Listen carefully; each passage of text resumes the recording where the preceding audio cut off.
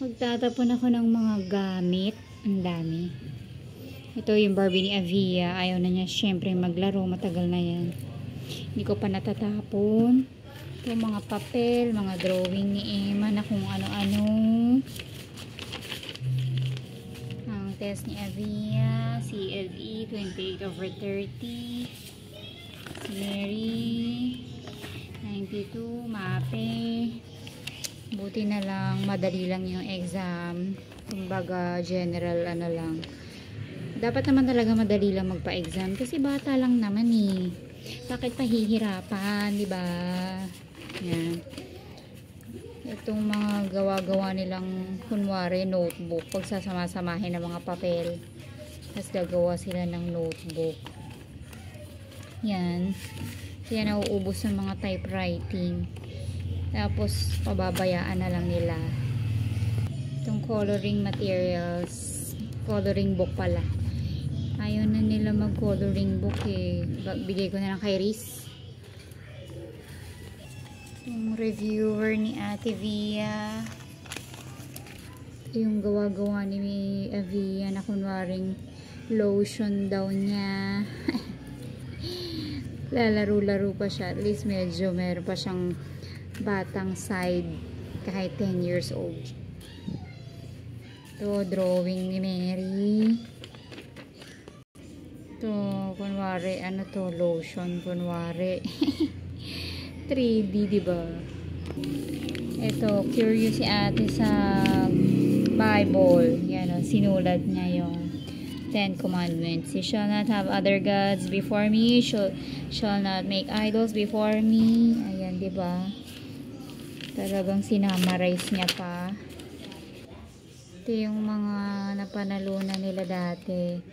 Math man, 3rd place. English man, 2nd place. Poetry. Ewan ko kung si Avia ba to. Filipino man, ito sa paggawa ng tula si Avia. Paggawa ng slogan, si Avia yata to. Poetry recitation, English, si Avia yata to. So, hindi ko alam kung anong gagawin ko ba dito. Kasi, naiipon ng kalat. Kaya, binibidyohan ko na lang at magpipicture. Ano pa itong nasa likod? Filipino month. Paggawa ng poster. Ewan ko kung si Mary. Ayan. Kumbaga, nasa memories na nila yan. Picturean ko na lang. Kasi hindi ba pwedeng forever i-keep ko yan na kalat, diba? Hindi naman masyado importante mga recognitions. Pero, importante din. Para sa development. Ito gawa ni Iman. Diba? Ang cute. Nilagyan niya ng mga bulak-bulak. Ito naman, ano ba to? Backyard daw. Ano to? Gawa to ni Mary eh. What is this? Is this a school or bahay? Tapos pinagsama-sama pa niya yung papel sa gitna para humaba or lumaki yung papel. Ito ang gawa ni Mary. Si Mary yan. Ang cute ng dog. Ito rin ay gawa ni Mary sa school. Parts of house siguro. Oh, good job. 4/4. Ito ay kwarto. Ito ay toilet. Ito ay living room. Ito ang dining room. Ito naman gawa din ni Mary to. Cute, diba? Ewan ko sino may gawa nito. Si Mary din yata. Oh no. Ano to? Come, I'm a baby. You are bad. Oh, diba? At home. May script pa. Diba? Parang comics. Ano yan? Turning into P.